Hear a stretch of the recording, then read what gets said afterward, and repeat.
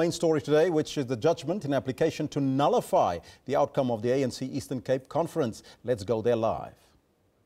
And opposing papers should be filed.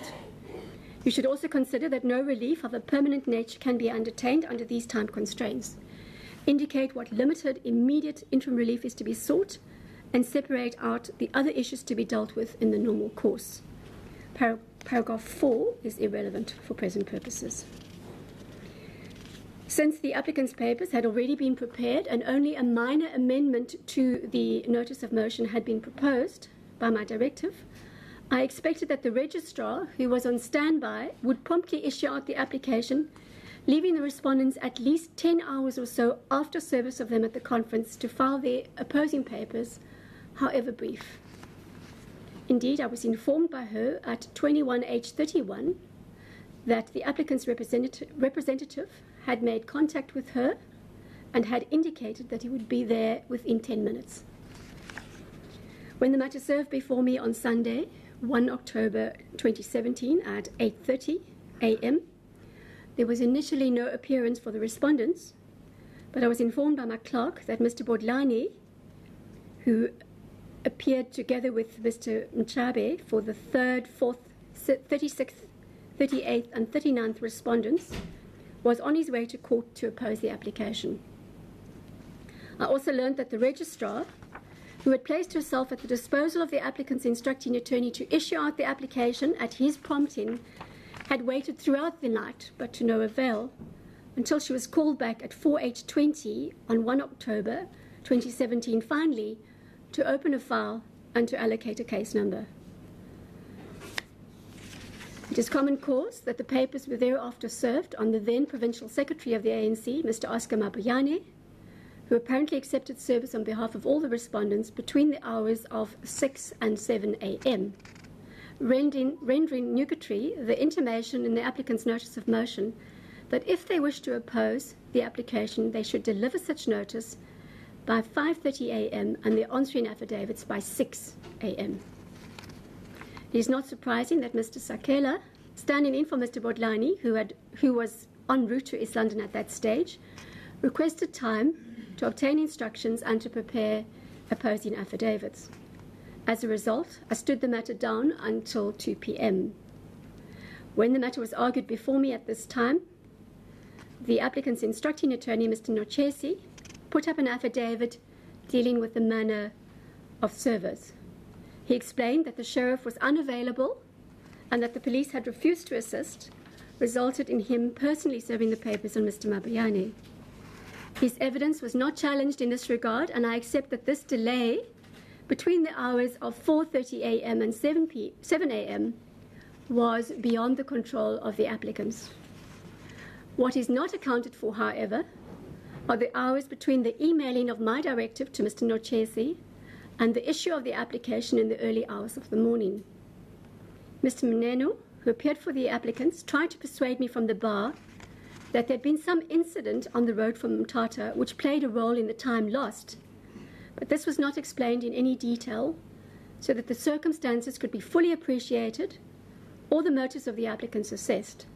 Neither did they seek condemnation for their failure to comply with my directive or apply for any extension of time to enable them to meet the supposed exigencies of the matter, leading to the ineluctable conclusion that they had hoped to frustrate the rights of the respondent to receive reasonable notice of the application.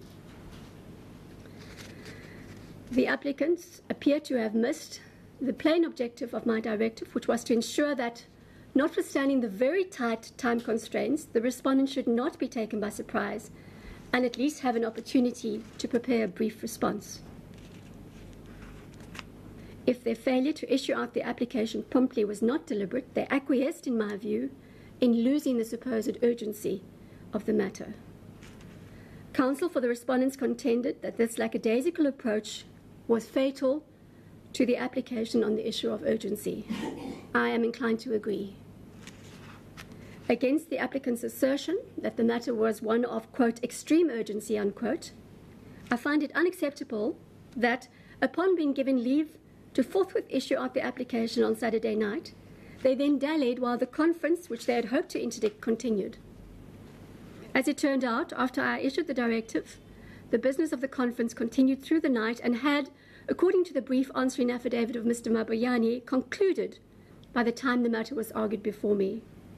Not unexpectedly, counsel for the respondents submitted that apart from the short notice and the drastic abridgment of the rules of court, this rendered the interim relief sought by the applicants entirely academic. Mr. Maneno unconvincingly sought to persuade me to the contrary, that the conference was in fact still underway at the time of the hearing, on the simple basis that it was scheduled to carry on until the end of the day on 1 October 2017, and that the relief sought was in that sense still competent. But I cannot ignore the respondents' allegations in this regard. Indeed, not only did the respondents clarify that the business of the conference, which was the harm in essence the applicants sought to interdict from happening before their grievance and appeals were dealt with, but added that the elections had culminated in certain decisions being taken which significantly altered the premise of the applicant's case, resulting, for example, in a change of personnel in the portfolios of the PEC of the ANC in the province, so that those cited in certain specified capacities no longer hold such positions. Without determining the impact these decisions posed to the applicant's case, I agree with the respondents that these changes signify the stage to which the conference sought to be interdicted had progressed and advanced by the time the matter was argued before me at 2 p.m. The fact that the conference was still extant when I issued my directive, despite it being over when the matter was argued before me on 1 October 2017, is not an argument that redounds to the applicant's benefit either. This is because they missed the opportunity to enroll the matter in accordance with my directive, allowing for the abridgment of the rules concerning form and service under the peculiar circumstances.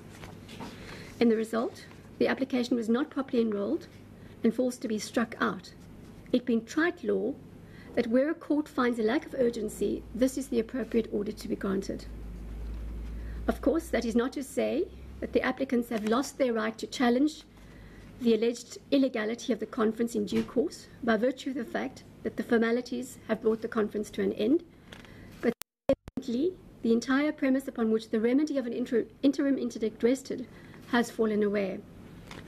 Mr. Maneno appeared reluctant to concede that a review was possibly the only way forward for the applicants now, assuming for present purposes that there is merit in the allegations that they were denied the right to have their appeals and grievances dealt with, and that certain delegates were not accredited, etc.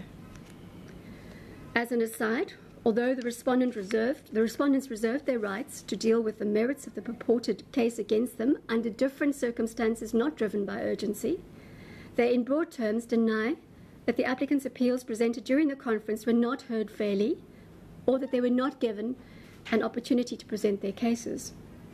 They claim that each grievance was examined and a finding made per case presented. So too they deny that any of the delegates attending the conference were not properly accredited members in good standing of the ANC. They plead that the conference proceeded because all the constitutional requirements for a valid conference were met. It is unnecessary for me to decide the merits of the application because of the view taken above that a case for present urgency is not made out. It is evident, however, in any event, that a clear dispute of fact exists between the parties concerning the applicant's supposed complaints of material irregularities, warranting the discontinuation of the conference on the applicant's version. This goes to the heart of whether the applicant's accepted right of participation in the conference were infringed under the circumstances. In this regard, and taking into account the test to establish the prima facie right, where there are conflicting versions on this issue, referred to in Webster versus Mitchell, and clarified in the matter of Gould versus Minister of Justice and another, the version put forward by the respondents that there was no breach of the applicant's rights as alleged by them, not controverted at all by the applicants, cannot be simply dismissed as offering up a mere contradiction or an unconvincing explanation.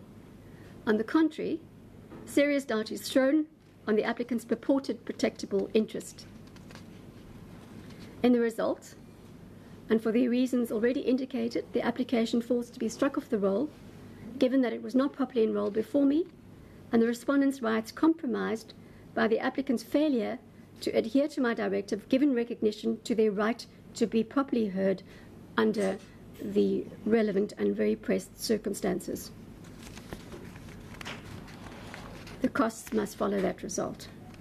I'm mindful that the applicants may wish to still pursue a review.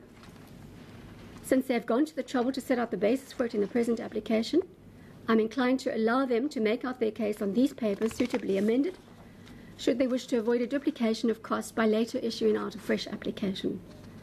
The order I intend to make accordingly takes account of this contingency. I issue the following order. 1. The urgent application for interim relief is struck from the roll. 2. The applicants are to pay the respondents' costs, such costs to include the costs of 2 counsel. And 3. The applicants are granted leave to use the same papers suitably amended to pursue an application for review, if so advised.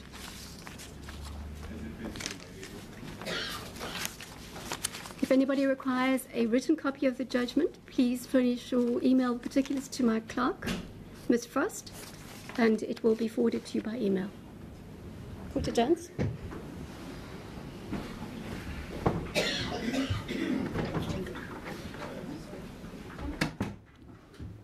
Well, there you have it. That matter struck off the roll. The ANC elective conference for now, of course. You also heard the judge there that it can be reviewed, well, depending on what they're going to do, but they have to pay the cost as well.